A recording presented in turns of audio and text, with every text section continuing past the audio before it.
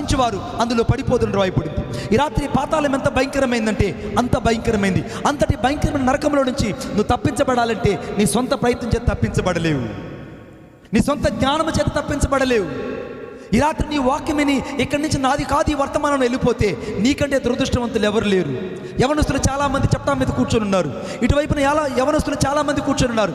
బిడ్డ, నీకులాగా నేను మంచి యవన ప్రాయంలో ఉన్నప్పుడు నా యేసుకు నా హృదయాన్ని ఇచ్చాను, యేసుకు నా జీవితాన్ని ఇచ్చాను.